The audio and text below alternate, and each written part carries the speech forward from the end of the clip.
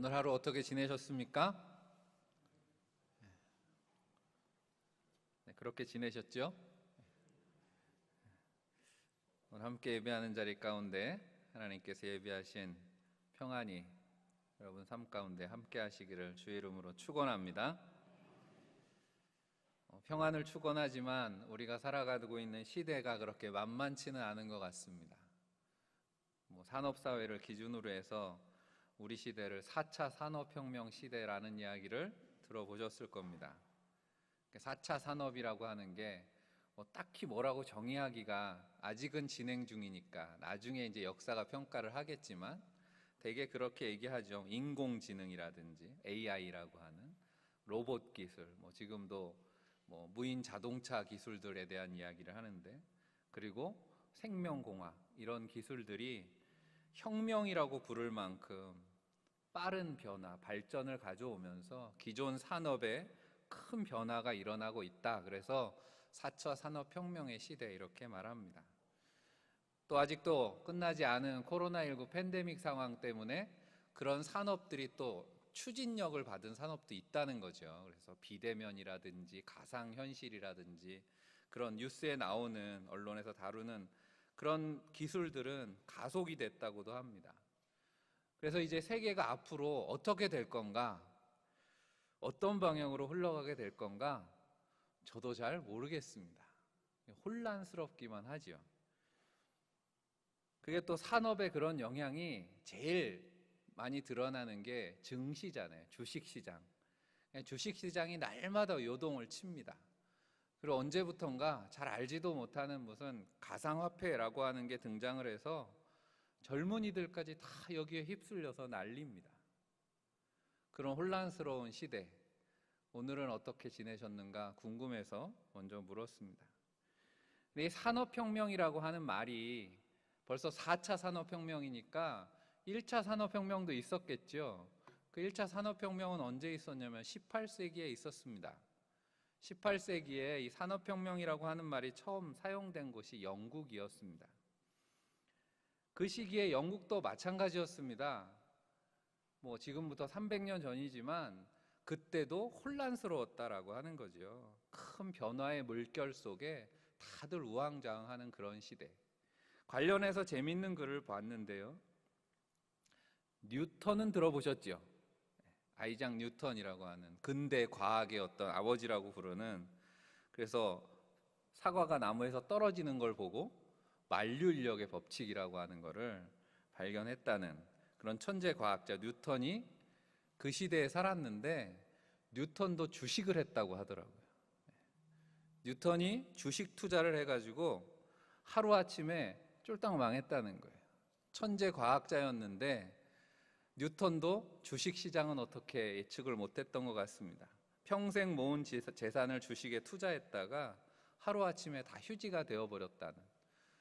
그러고 나서 혼란스러웠던 그 시대에 대해서 뉴턴이 어떤 말을 남겼냐면, 하늘 별들의 움직임은 계산을 할 수 있었지만 인간이 하는 이 미친 짓은 계산할 수가 없었다. 그렇게 한탄을 했다는 거지. 세월이 흘렀지만 뉴턴의 이야기를 들으면서 오늘 우리 시대를 바라보면 어떻습니까? 여전히 사람들은 물질적인 것에 매달리고 있고 끝없는 욕망에 이끌려서 살아가는 인간의 본성은 그때나 지금이나 변하지 않았다라고 하는 거죠. 당시 산업혁명을 통해서 영국은 전 세계의 부가 모이는 곳이었습니다. 지금도 영국이 금융의 중심지기도 하지만 그 당시는 제국주의랑 또 연결이 돼서 해가 지지 않는 나라라는 그런 이름을 갖고 있었던, 아직도 그래서 대영 제국이라고 부르죠. 그레이트 브리튼이라고 해서 대영 제국이라는 표현을 아직도 쓰는데, 그렇게 잘 사는 나라가 되었지만 실제로 실상은 어땠습니까? 어린아이들까지 다 공장 노동자가 됐다는 거예요. 젊은 사람들이 공장에서 죽어갔습니다. 사회의 혼란 속에서 부자들은 끝모를 부를 축적했고 가난한 사람들은 더 가난해지고 빈부의 격차는 심해지고 우리 시대랑 별로 다르지 않죠. 그런 혼란의 상황 속에 아픈 삶의 현장에 뛰어들어서 복음으로 영국 땅을 변화시킨 인물이 누구냐면 바로 감리교 운동을 시작했던 존 웨슬리 목사님입니다. 제가 1년 중에 빨간 넥타이, 이렇게 진한 빨간 넥타이를 매는 일이 별로 없는데 오늘은 강단색이랑 맞추느라고 빨간 넥타이를 맨 거예요. 강단에도 이렇게 빨간색 스톨 영대를 해놓는 게 1년에 딱 한 주간입니다. 성령 강림절에 빨간색을 장식을 하죠. 그 성령 강림절이 올해는 또 웨슬리 회심 기념 주간하고 겹치게 돼서 의미가 있는 것 같습니다. 날짜로 하면 엊그제거든요. 월요일 24일. 여러분들 집에 교회 달력 걸어놓고 계시면 교회 달력에도 표시가 돼 있거든요. 24일 무슨 날이라고 혹시 보셨어요? 우리 교회 달력에도 웨슬리 회심일, 웨슬리 회심 기념일 이렇게 돼 있습니다. 그러니까 1738년 5월 24일이거든요. 그날도 오늘 같은 수요일 저녁이었습니다. 우리보다는 시간이 조금 뒤늦어 있었는데 우리가 예년 같으면 이맘때 웨슬리 회심 연합성회를 지방에서 늘 했습니다. 웨슬리 회심 주간에 맞춰서. 근데 작년도 그렇고 올해도 그렇고 코로나 때문에 연합성회를 하지 못해서 웨슬리 성회 여러분들이 참석해 보신 분들은 알지요. 웨슬리 성회에 가서 아주 단골로 듣는 그런 말씀입니다. 웨슬리 목사님이 그날 1738년 5월 24일 수요일 날 경험한 일이 뭐였냐? 감사하게도 웨슬리 목사님은 거의 평생을 일기를 쓰셨기 때문에 웨슬리 목사님 일기에 1738년 5월 24일 수요일 저녁에 무슨 일이 있었는지 기록이 돼 있다는 거죠. 그래서 우리가 다 알게 된 거예요. 그날 런던의 올더스게이트라고 하는 이름을 가진 거리에서 모라비안 교인들이 모이는 기도회가 있었는데 웨슬리 목사님이 그 기도회에 참석을 한 거예요. 그 기도회에 참석해서 한 사람이 나와서 이렇게 강단에 서서 설교를 하는 게 아니라 루터가 쓴 로마서의 주석, 서문, 머리글을 이렇게 읽어주는데 그 가운데 웨슬리 목사님이 이런 경험을 한 거예요. 내 마음이 이상하게 뜨거워지는 것을 느꼈다. 나는 이제 나 자신이 그리스도를 오직 그리스도만을 믿음으로 구원받았다는 것을 깨달았다. 그리고 주께서 나의 모든 죄를 영원히 제거하셨고 나를 죄와 사망의 법에서 구원하셨다는 확신이 생겼다. 여러분에도 이런 확신이 있기를 축원합니다.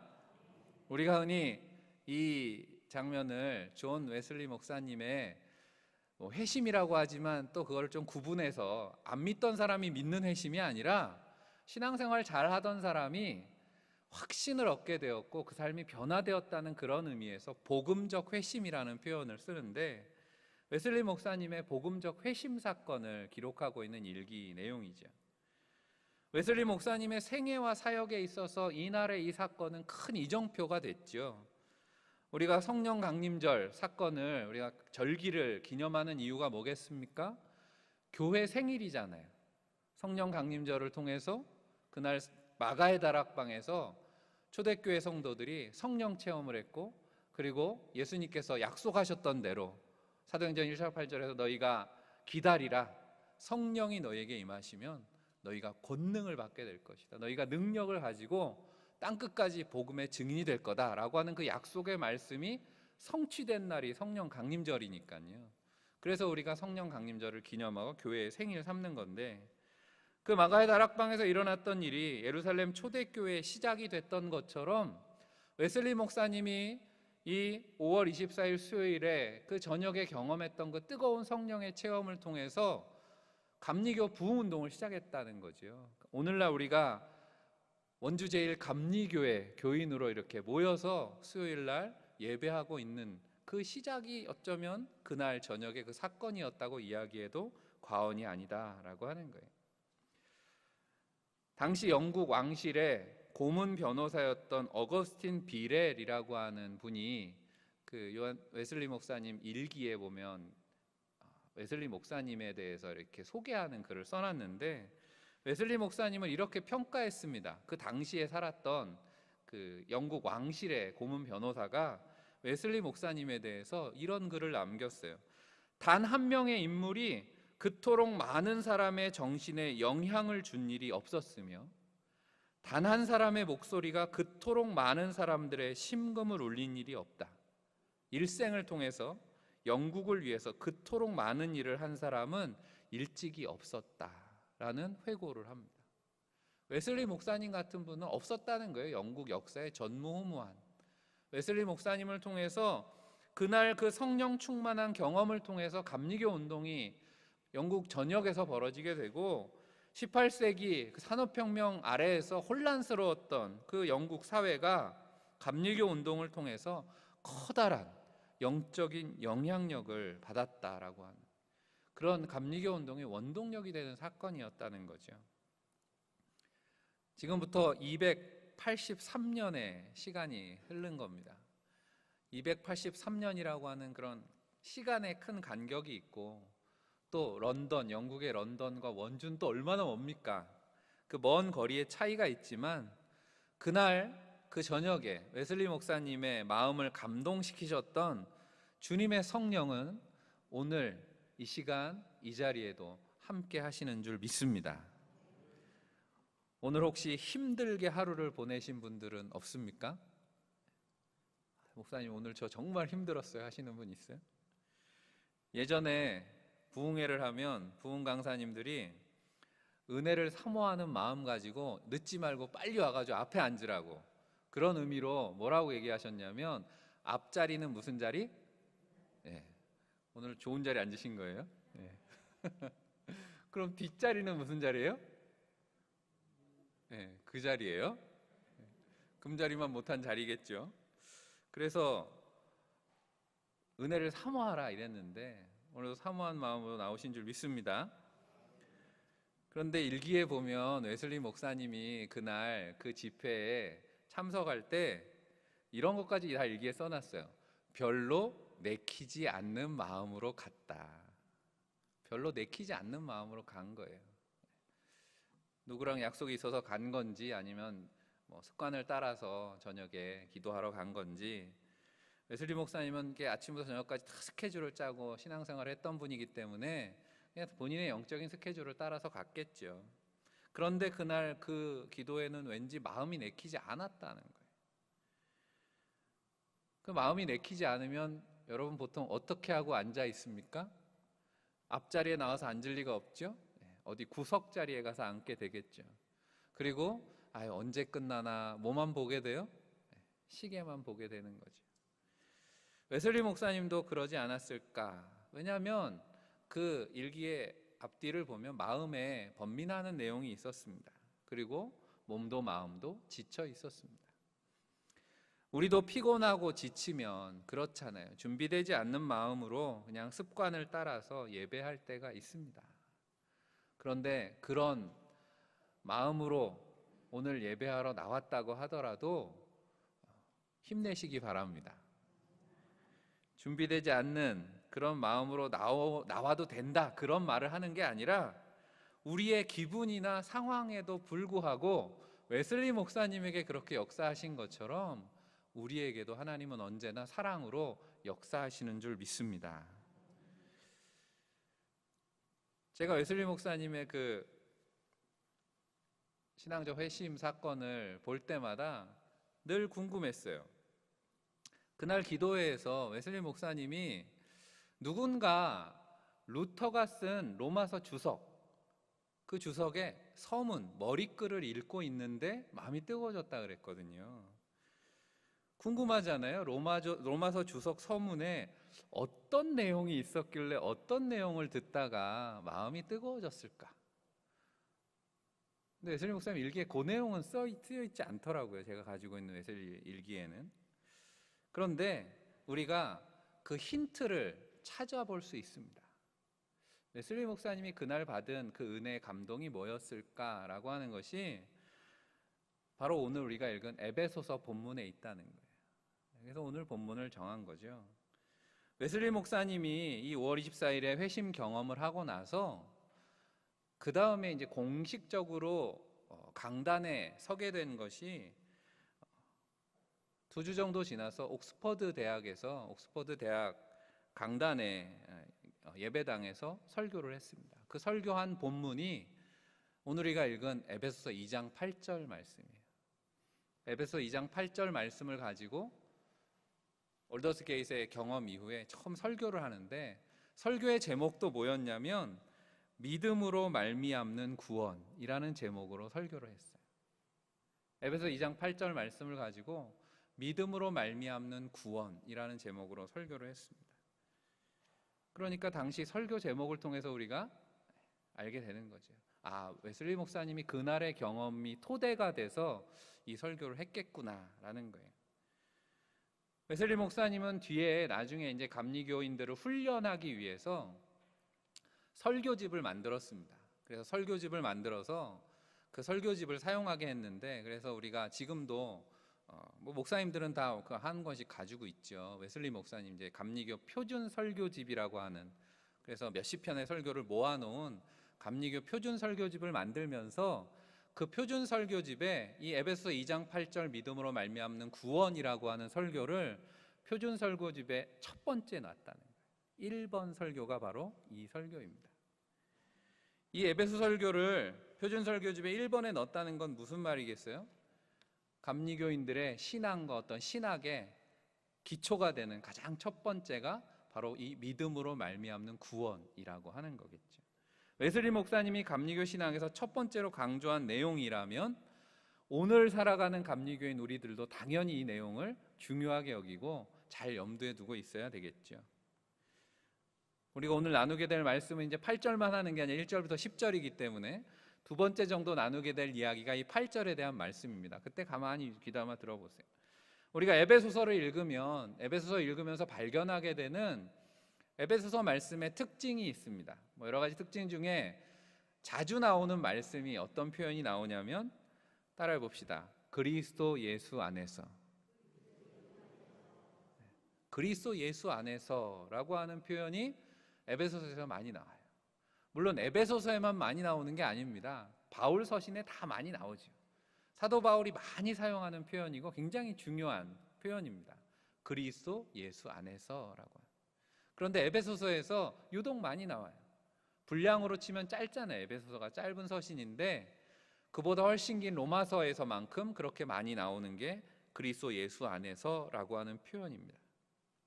오늘 우리가 읽은 10절 안에도 벌써 5번 정도 그런 의미로, 같은 의미로 그리스도 예수 안에서라는 말씀이 3번 나오고, 그리스도와 함께 그 안에서 같은 의미로 해석할 수 있는 내용이 5번 정도 나오는데, 이 그리스도 예수 안에서라고 하는 말씀의 의미를 오늘 본문 속에서 3가지의 정도의 의미를 우리가 발견하게 됩니다.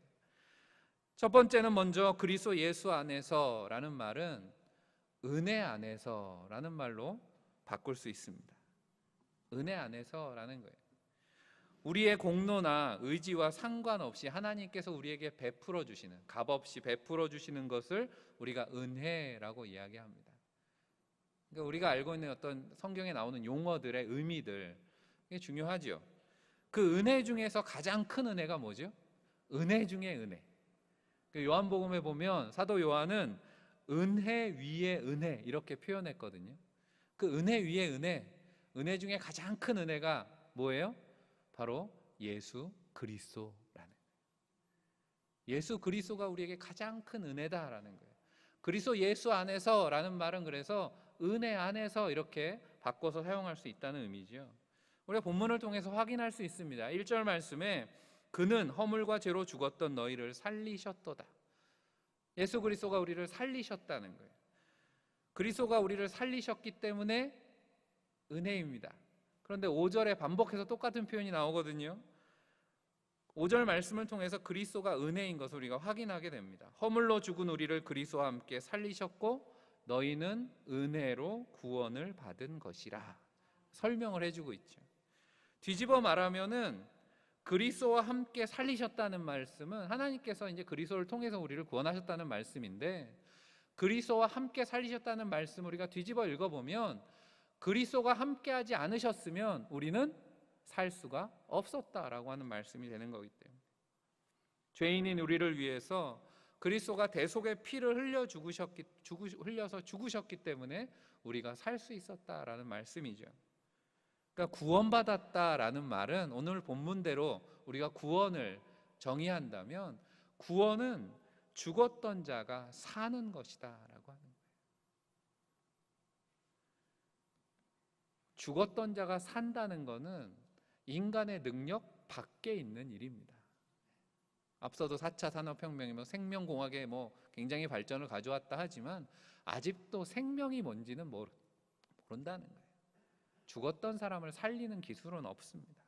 그래서 구원이라고 하는 것이 우리의 능력 밖의 일이기 때문에, 우리가 노력해서 되는 일이 아니기 때문에 구원은 은혜라고 말씀하는 것이고, 구원을 주시는 그리스도 예수 안에 있는 것이 우리에게 은혜인 줄 믿습니다. 그리스도 예수 안에 있는 은혜의 풍성함이라고 하는 것은 이어지는 말씀에 보면 어떻게 말씀하고 있어요?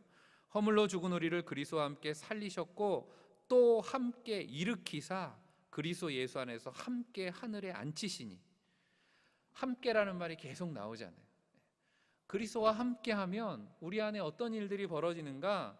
그리스도 은혜의 풍성함이라고 하는 건 단지 죽었던 사람이 살아나는 것, 겨우 살아나는 걸로 끝나는 것이 아니라 그리스도와 함께 하늘에 앉히시기까지 한다라고 말씀하고 있습니다. 우리가 그리스도 안에서 구원을 얻는다는 것은 요즘 하는 말로 하면 대박이 나는 거죠. 우리가 신분의 변화를 가지고도 자주 이야기를 하는데, 죄와 허물로 죽었던 인생이 하나님의 진노를 피해서 겨우 목숨을 부지하는 것이 아니라 그리스도와 함께 하늘에 앉히셨다라고 하는 말씀의 의미는 뭡니까? 하나님의 자녀가 되었다라고 하는 거죠. 겨우 산 것이 아니라 하나님의 자녀로 하나님의 풍성한 복을 누리게 되었다. 우리에게 주어진 예수 그리스도 안에서 누리게 되는 구원의 복이라고 하는 거죠. 이거는 죄 허물로 죽을 수밖에, 죽었던 사람이 하나님의 자녀로 수직 상승하는 거죠. 그리스도 예수 안에서라고 하는 말씀의 두 번째 의미는 믿음으로 그리스도와 하나 되는 것이라는 거죠. 한번 따라해 볼까요? 믿음으로 그리스도와 하나 되는 것. 웨슬리 목사님이 그 에베소 2장 8절 말씀으로 했던 믿음으로 말미암는 구원에서 강조한 내용이 이 내용입니다. 은혜로 받는 구원에 대해서 8절은 좀 더 구체적으로 말씀하고 있습니다. 8절 말씀을 같이 한번 다시 읽어볼까요?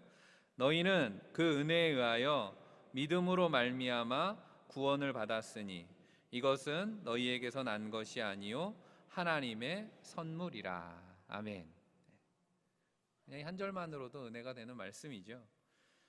웨슬리 목사님의 표준 설교를 보면 이제 이 말씀을 가지고 이런 질문을 합니다.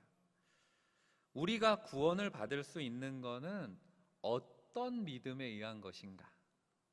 우리가 믿음으로 구원받는다는 말은 많이 들었지만 어떤 믿음으로 구원받냐는 거예요.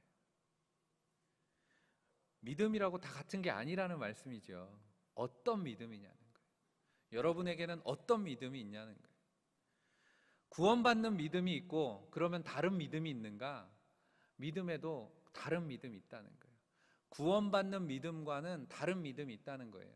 그런 다른 믿음의 예를 웨슬리 목사님이 크게 한 세 가지 정도를 이야기를 합니다. 먼저 첫 번째는요, 구원받는 믿음이 아닌 믿음은 뭐냐면 이방인의 믿음이라고 했어요. 이방인의 믿음은 결국 불신자들의 믿음인 거죠. 그러니까 예수 그리스도를 믿는 믿음이 아니라, 기독교 신앙이 아니라 다른 신앙. 그 당시에 이방인들의 믿음이 있었으니까. 그러니까 그건 믿음이라고 할 수 없죠. 사실 우리 기준으로 이건 좀 제쳐놓는, 하나님도 알지 못하는 그런 믿음이니까. 그런데 재밌는 거는 두 번째 믿음을 이야기하는데, 두 번째는 구원받는 믿음과 다른 믿음이 뭐냐? 마귀의 믿음, 이렇게 얘기를 했습니다. 재밌죠? 마귀가 믿음이 있을까요, 없을까요? 웨슬리 목사님은 마귀도 믿음이 있다고 얘기를 했다니까요. 마귀의 믿음이 어떤 믿음입니까? 마귀는 하나님을 믿는다는 거예요. 하나님을 알아요. 예수 그리스도가 하나님의 아들이신 것도 압니다. 그리고 성경이 하나님의 말씀인 것도 알고, 그리고 하나님이 공의로 심판하시는 분이라는 걸 알기 때문에 하나님 두려워하죠. 그러니까 두려워하는 믿음이 있다는 거예요. 그리고 나서 비교하는 믿음이 뭐냐면 제자들의 믿음입니다. 예수님의 공생의 당시에, 예수님이 공생의 사역을 하실 때 제자들의 믿음, 과연 구원받을 만한 믿음인가? 제자들의 믿음을 우리가 이야기할 때 제자들 어떤 사람들입니까? 모든 것을 다 버리고 예수를 따른 사람들입니다. 그래서 주님께서 그들을 파송해서 둘씩 짝지어서 파송했을 때 그들이 가서 환자들도 고치고 병든 자도 고치고 귀신도 쫓아내고 마귀를 제압하는 그런 능력이 있었으니까 제자들의 믿음이면 대단한 믿음 아닌가 그렇게 생각할 수 있지만, 그들이 사역을 마치고 돌아왔을 때 한 장면에 보면 예수님께서 제자들을 향해서 믿음이 없는 세대라고 부르셨다는 거예요. 제자들이 믿음이 없다라고 예수님 말씀하셨다는 겁니다. 한참을 지나서 제자들 스스로 생각할 때 우리가 이제 좀 믿음이 있으니까 선생님, 우리의 믿음을 좀 더 크게 해주십시오라고 예수님께 요청을 했을 때 주님은 그들을 향해서 너희에게 겨자씨만한 믿음만 있어도 이렇게 말씀하셨다는 거죠. 무슨 말입니까? 예수님께서 제자들에게 너희에게는 겨자씨만한 믿음도 없어 라고 말씀하셨다라는 거예요. 예수님이 하신 이 믿음이라고 하는 건 우리가 생각하는 그런 믿음이 아니라 구원을 얻을 만한 믿음, 웨슬리 목사님이 이렇게 말씀하고 있는 거죠. 그러면 구원에 이르게 하는 믿음은 어떻게 다르냐라는 거예요. 앞서 말한 이방인의 믿음, 마귀가 갖고 있는 그런 또 하나님 두려워하는 믿음, 제자들의 완성되지 않은 그런 믿음, 그것과 달리 구원에 이르게 하는 믿음은 어떻게 다른가? 그 믿음에 대해서 로마서 10장 9절이 그 믿음을 말씀해주고 있습니다. 여러분들이 다 잘 아시는 말씀이죠. 로마서 10장 9절 말씀을 제가 읽어드리면, 내가 만일 내 입으로 예수를 주로 시인하며 또 하나님께서 그를 죽은 자 가운데서 살리신 것을 내 마음에 믿으면 구원을 받으리라. 분명하게 말씀하고 있는 거죠. 구원을 받을 만한 믿음이 있는데 그 믿음은 그리스도를 주로 고백하는 믿음이고, 하나님께서 십자가에 달리신 그리스도를 살리셨다라는 것을 믿는, 마음으로 믿는 신앙이다라고 말씀하고 있습니다. 그러니까 제자들은 뭐가 없었던 거예요? 주는 그리스도시요 살아계신 하나님의 아들이십니다. 그런 고백은, 예수 그리스도를 그리스도라고, 주를 그리스도라고 고백하는 믿음은 있었지만 부활에 대한 믿음이 없었단 말이에요. 공생에 제자들은 아직 부활을 이해하지 못했어요. 왜 예수님이 십자가에 달리셔야 했는지, 왜 예수님이 부활하셨는지 그 의미를 알지 못했기 때문에 공생의 제자들에게는 없었던 믿음이라고 하는 거죠. 그리고 이 믿음은 너희가 마음으로 믿으면 이라는 말씀 속에, 이건 머리로 믿어지는 게 아니라는 거, 마음으로 믿는 거라는 거. 웨슬리 목사님은 그렇게 표현했습니다. 생명이 없는 지적인 동의가 아니라, 그러니까 훈련을 받아서 교리를 배워서 그렇게 지적으로 머리로 동의하는 그런 믿음이 아니라 마음으로 믿는 신앙, 그러니까 마음의 변화가 중요하다고 말씀합니다. 로마서 주석 서문에 어떤 내용이 있는지 궁금하지요? 관심이 있으면 한번 찾아서 읽어보세요. 신학적인 내용이니까 거기에 보면 로마서가 다루는 주제들, 그런 단어로 얘기하면 율법, 죄, 은혜, 믿음, 의, 육과 영, 이런 용어들의 의미에 대해서 설명해주고 있습니다. 로마서를 읽으려면 이런 의미들을 알아야 그 말씀의 의미를 제대로 이해할 수 있다는 거죠. 그러면 그 서문의 그 딱딱한 신학적인 내용을 읽고 있을 때 웨슬리 목사님의 마음을 뭉클하게 했던, 그래서 그 삶의 변화를 일으켰던, 그 새로운 믿음의 경험을 하게 했던 게 뭘까? 당연히 믿음에 대한 내용이었을 거라는 거죠. 로마서 주석 서문 가운데 믿음에 대해서, 루터가 쓴 주석이니까 루터는 이런 말을 해놨어요. 많은 사람들이 믿음에 대해서 잘못 생각하고 있다는. 우리도 믿음, 그러면 우리 나름대로 믿음에 대한 우리의 생각들이 있잖아요. 그걸 가지고 믿음이라고 착각한다라고 하는 겁니다. 그래서 자신들의 머리로 진짜 믿음은 이런 거다, 나름대로 믿음에 대한 어떤 이상적인 걸 만들어 놓고 그걸 자기 신앙의 기준 삼아서 신앙생활을 한다는 거예요. 그런데 그럼 잘못된 거죠. 우리의 기준은 말씀대로 해야 되는데 마치 율법의 행위에 의존하는 바리새인들의 신앙처럼 그런 믿음은 아무런 효력도 없고 삶의 변화도 일으키지 못하는 믿음이라고 하는 거예요. 율법에 대해서 설명할 때도 율법을 행하는 것과 율법을 성취하는 것은 전혀 다른 거라는 거예요. 바리새인들은 율법을 행하는 데만 바빴다는 거죠. 하지만 율법을 성취하려면 마음의 변화가 있어야 되는 거예요. 육신의 할례가 아니라 마음의 할례를 행해야, 마음의 변화가 있을 때 비로소 율법의 정신을 우리가 이룰 수 있다라고 하는 거죠. 우리를 변화시키고 영적으로 다시 태어나게 하는 믿음은 사람들이 상상하는 게 아니라 하나님이 우리 속에 일으키시는 거라는 거죠. 그러니까 복음을 제대로 이해했으면 이 말을 이해하는데, 사람들이 복음을 들을 때 핵심을 놓쳤다는 거예요. 복음의 핵심을 놓치니까 엉뚱한 믿음을 가지고 있다, 이렇게 이야기하는 거죠. 우리 속에 하나님께서 일으키시는 그 무엇, 그 믿음은 옛사람을 죽이고 우리의 마음과 생각과 힘에 있어서 우리를 전혀 새로운 사람으로 만들어 놓는다는 거예요. 예수님께서 이거를 거듭난다, 이렇게 말씀했죠. 하나님으로부터 태어난다, 이런 의미인데, 하나님으로부터 태어난다는 게 무슨 말이에요? 하나님께서 우리 안에 새로운 창조를 일으키신다라고 하는 거예요. 우리 마음을 새롭게 하셔서 그리스도 안에서 새로운 피조물이 되게 하신다, 성경은 그렇게 말씀하죠. 웨슬리 목사님으로 얘기하면 성공의 목회자 가정에서 태어났습니다. 어려서부터 신앙생활을 했죠. 모태신앙이고 20세에 벌써 신학교 들어가서 20세가 됐을 때 이미 성결한 삶에 대해서 결단을 했습니다. 나는 앞으로 성결한 그리스도인의 삶을 살겠다.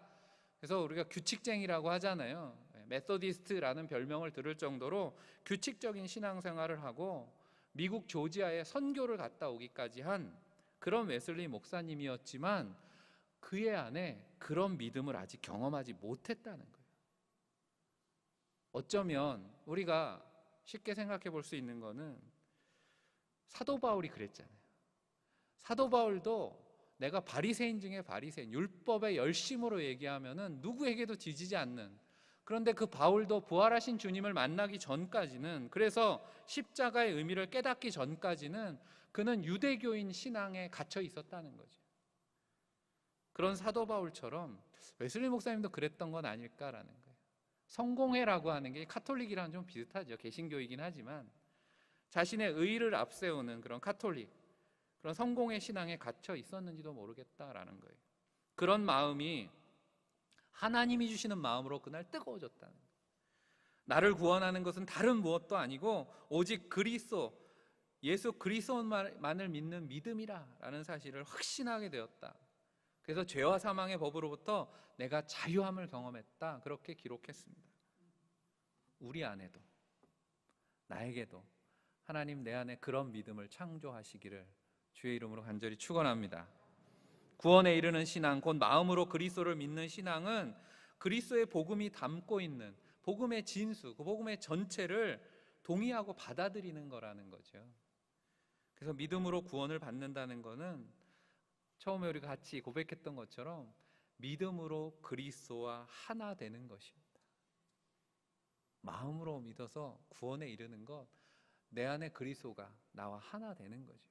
내가 그리스도에, 예수님 말씀하신 것처럼 나는 포도나무고 너희는 가지다, 주님과 접붙이게 되는 거예요. 하나가 되는 거죠. 마지막으로 그리스도 안에서라고 하는 표현은 따라해 봅시다. 성령 안에서. 성령 안에서라고 하는 뜻이기도 합니다. 하나님이 우리 속에서 일으키시는 믿음에는 성령이 동반되게 되어 있기 때문에, 그러니까 우리가 믿으면, 구원받으면 우리는 성령의 사람이 된다고 성경이 말씀하잖아요. 우리가 믿는 그 순간에 성령께서 우리를 지배하시는 거죠. 성령이 믿음을 통해서 역사한다, 루터는 이렇게 설명하고 있습니다. 이런 믿음은, 그런 믿음을 갖게 되면 내가 뭔가 선한 일을 해야 되는가 묻지 않는다는 거예요. 이미 그런 사람은 그런 질문을 던지기도 전에 이미 그가 하는 일은 선한 일이라는 거예요.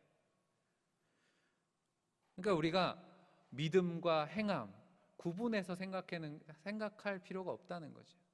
그러니까 믿으면 행한다는 거예요. 하나라고 하는 거죠. 구원받은 자에게는 성령 안에서 믿음과 행함이 구분되지 않는다는 거예요. 사람이 만들어낸 거짓 믿음은 그런데 왜 이걸 자꾸 구분하게 되냐면 우리의 믿음이 어디에서 동기가 있냐는 거예요. 두려움이나 자랑이 행위의 동기가 된다는 거예요. 두려워서 하든지 율법이 그런 거잖아요. 아니면 자랑하려고 하든지. 오늘 말씀에도 행위에서 난 것이 아니니 누구든지 자랑하지 못하게 함이라 분명히 말씀하죠. 은혜로 구원에 이르게 하는 믿음은, 앞서 말한 그런 믿음은 성령이 동기가 되는 그런 삶을 사는 거죠. 그래서 오늘 10절 말씀에 10절도 같이 한번 읽어볼까요? 굉장히 중요한 우리 그리스도인의 삶에 대해서 표현하고 있기 때문에 10절 같이 읽습니다. 우리는 그의 만드신 바라 그리스도 예수 안에서 선한 일을 위하여 지으심을 받은 자니 이 일은 하나님이 전에 예비하사 우리로 그 가운데서 행하게 하려 하심이니라. 아멘. 사실 오늘 그리스도 안에서라는 말이 한 구절 속에 다 정리가 되어 있는데요. 그가 만드신 바라라고 하는 말은 세 번역에 보면 하나님의 작품이다. 우리는 하나님께서 우리를 새롭게 만드셨다. 고린도서 5장 17절 표현대로 하면 그리스도 안에 있으면 우리는 새로운 피조물이다. 뭘 만드셨다는 거예요? 이미 우리는 하나님의 피조물인데 새로운 피조물이라고 하는 건 앞서 말한 것처럼 우리 안에 믿음으로 우리를 새롭게 창조하셨다라고 하는 것입니다. 바울식으로 표현하면 이제 나의 나 된 것은 하나님의 은혜입니다. 예수 그리스도 안에서 나는 새롭게 태어났습니다. 죽은 자가 살아난 것이 구원이다. 그렇게 말한 이유입니다. 하나님이 마음에 담아주신 그 믿음으로 새롭게 된 사람은 더 이상 육신의 욕망을 따라 살지 않게 됩니다. 성령의 인도하심을 따라서 하나님이 기뻐하시는 삶, 선한 일을 하게 되어 있다라고 하는 말씀인 거죠. 웨슬리 목사님은 이런 삶을 성화라고 이야기했어요. 성화된 삶의 원리가 여기에 있는 거죠. 그리스도 예수 안에서 이루어지는 일들을 지금까지 얘기했던 세 가지, 이걸 한 문장으로 이렇게 묶어서 읽어보면 이렇게 되죠. 그리스도 예수 안에서 은혜로 구원을 얻게 하시고 그리스도와 하나 되는 믿음을 주셔서 성령 안에서 선한 일을 행하며 살게 하시는 것입니다. 이게 그리스도 예수 안에서 우리에게 하나님께서 하시는 일이다라고 하는 거예요. 그러니까 온전한 그리스도인이 된다라고 하는 그 주제 안에서는요, 누구밖에 없어요? 예수밖에 없다는 거예요. 예수 그리스도 안에서 모든 일이 이루어지기 때문에.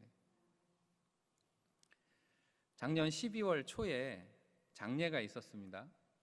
고 신수님 권사님 장례가 있었는데 저희 교구 장례예요. 장례 예식에 가면 이렇게 가족들한테 장례 때 부를 찬송, 권사님 좋아하시던 찬송 있으면 하나 부를까요? 하고 물어보니 가족들이 544장을 좋아하셨다고 그렇게 얘기를 하는 거예요. 근데 제가 장례를 하면서 544장 한 번도 불러본 적이 없거든요. 그리고 오늘 이따 결단 찬송 부를 거기 때문에 처음에는 울어도 못하네 이렇게 나오니까 장례식 때 부르기엔 좀 그렇지 않나 생각을 했어요. 그런데 빈소에 앉아서 살짝 고민을 하면서 찬송가 가사를 다시 눈으로 훑어봤는데 이건 장례식용 찬송인 거예요. 너무 장례식에 잘 어울리는, 그리스도인의 장례에 너무 잘 어울리는 찬송가라서 이 찬송을 장례식에서 같이 불렀죠. 꼭 장례식이 아니라도 죄와 죽음의 권세에 사로잡힌 혼란스러운 세상에서 우리가 반드시 회복해야 하는 믿음, 신앙의 핵심이 뭔가라는 것을 아주 단순한 표현으로 분명하게 고백하고 있는 거죠. 이게 후렴의 마지막 가사잖아요. 예수밖에 없네. 그래서 제가 오늘 설교의 제목을 예수밖에 없네라고 한 거예요. 재밌는 거는요, 그러고 보니까 이 말씀을 작곡하신 분이 로우리라고 하는 목사님이신데, 여러분 찬송가에 보면 찬송가 가사 제목 밑에 성경 구절이 있어요. 오늘 이 결단 찬송이 바로 에베소서 2장 8절 말씀으로 이 로우리 목사님이 작곡하신 그런 찬송가입니다. 같이 결단 찬송을 부를 때 웨슬리 목사님이 회복했던 그 믿음, 그 고백을 가사 속에서 한번 다시 발견해 보시기를 바랍니다. 어려서부터 성결하고 흠이 없는 삶을 살려고 노력했지만 한계가 있었다는 거예요. 인간의 힘으로 한계가 있습니다. 그런데 마음이 뜨거워지는 경험과 함께 예수님이 나를 위해서 피 흘려 죽으셨고 그 은혜로 내가 구원을 얻었다라고 하는 확신을 얻었습니다.